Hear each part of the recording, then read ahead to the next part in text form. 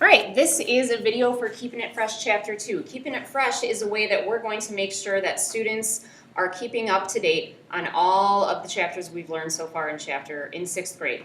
So this one, Keeping It Fresh Chapter 2, will cover things from Chapter 1 and Chapter 2 as we move on. That means the Keeping It Fresh will cover more and more chapters. The point of this is to make sure that they're prepared for their final at the end of the year and that they don't lose concepts that we're reviewing as we go. If you look right here, these little numbers are telling you what section the problems are from, so that if you're stuck, you should go back to those sections in your book or in your notes and look up the information and see if you can figure it out.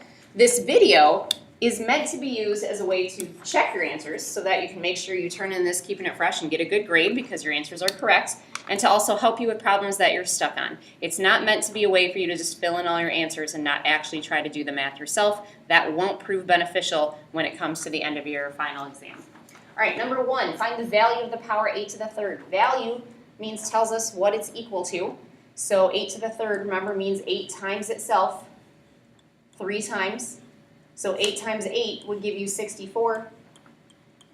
And then 64 times 8 would give you 512. Number 2 says write the product 5 times 5 times 5 times 5 as a power. So a power, remember, means a base and an exponent. Your base is the factor that repeats itself. So 5 is my base. Your exponent is how many times that repeated factor is multiplied by itself. So your answer here would be 5 to the 4th. 3 and 4 are vocab words that I really just talked about in number 2. So blank is a repeated factor.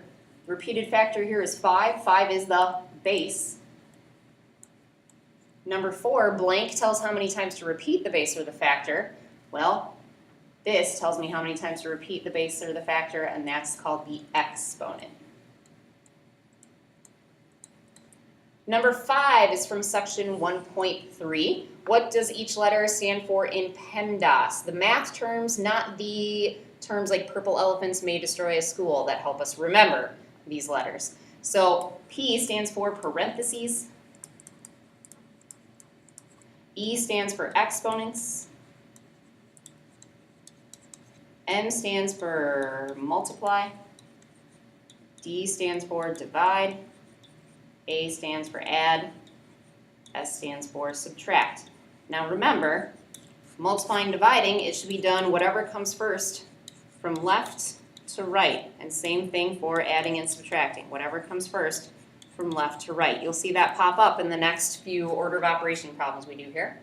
Number 6 is an order of operations problem. You should always do order of operations anytime you have a math problem, but these problems are specifically designed to see if you know how to do order of ops. So we want to start with the parentheses, so that means I want to do the operation inside the parentheses there. So 12 divided by 4 is 3. The entire rest of the problem I want to rewrite. Now I kept the parentheses because there's this number right next to the parentheses, a no operation symbol.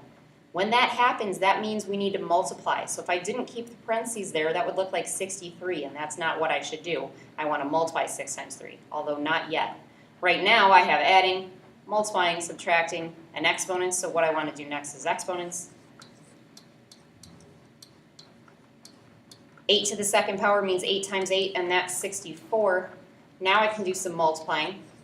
6 times 3 is 18. I'm going to continue my work over here. Now I can add 50 plus 18 would give me 68, and then I can subtract. 68 minus 64 would give us an answer of 4. This one's also an order of operations problem. First thing we want to do is, again, parentheses. So I'm going to rewrite the rest of the problem. 6 minus 3 would be 2. Nope, sorry, 3. I was thinking of dividing there. And then times 8. I don't need to keep the parentheses this time because there's an operation symbol in front of it, so I know what to do. Next, I would do exponents.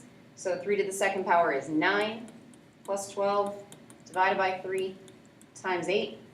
Now division happens next, not multiplying, because remember, it's whatever's first from left to right. So we have to divide first.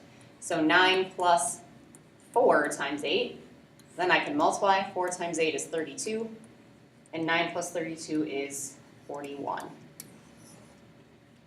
Next questions are from 1.4. It says, For prime factorization, you have to divide by what kind of numbers? And your options there are prime or composite. Really kind of a trick question. You don't have to divide by prime numbers when you're doing prime factorization. You can come up with any factor pair that works, but the goal at the end is that all your numbers should be prime. So I will accept either answer on this one, prime or composite. You can make an argument for both. Number 9, find the prime factorization of 27. Remember, when we ask you guys to do prime factorization, we're basically asking you to use a prime tree. So I'm going to do my work over here because there's not a lot of room beneath it. So you can write your number, you write some branches, you come up with a factor pair that multiplies to 27. Well, in this case, I don't want to use 1 and 27 ever in prime trees because that doesn't make sense. So the only other option is 9 and 3. 9 is composite, so that means I need more branches. 3 is not, so I circle it, make a leaf. This means it's prime. This means I'm done. I'm not going to break that up any further. 9, I need a factor pair for that. That would be 3 times 3, and those are both prime. My answer is all these prime numbers multiplied together, and if there's repeated factors, I should use exponents.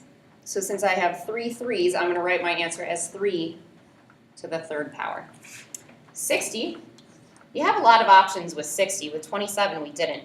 You could use 10 and 6, 12 and 5, 3 and 20, 4 and 15, 2 and 30. All those would work. I'm going to pick 10 and 6. 10 and 6, neither of those are prime. They're both composite, so I need to break them both up. 10, I could do 5 and 2, and both of those are prime. 6, I could do 3 and 2, and both of those are prime.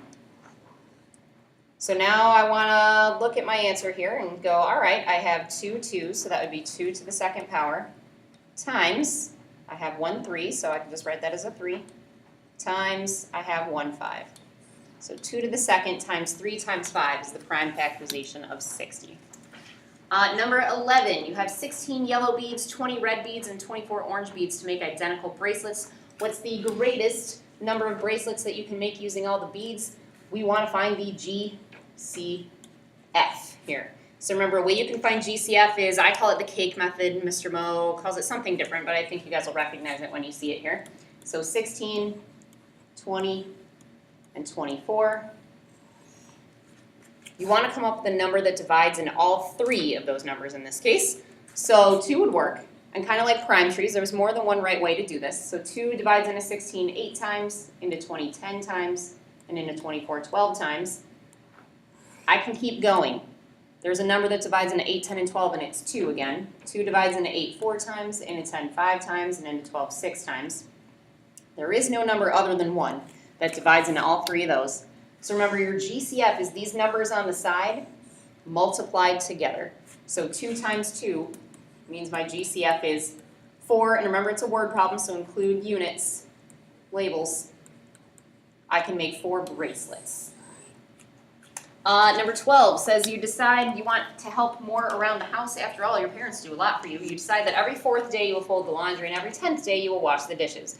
In how many days will you have to do both chores on the same day? We talked about in our class that when you're asked about when will things occur on the same day again, that's LCM, or least common multiple, which you can still find using the cake method. A number that divides into both 4 and 10 would be 2. 4 divided by 2 is 2. 10 divided by 2 is 5. Now the way you find LCM is you make the letter L out of all the numbers you might have on the side and those numbers on your very last layer of cake all the way at the bottom. So our LCM would be 2 times 2 times 5.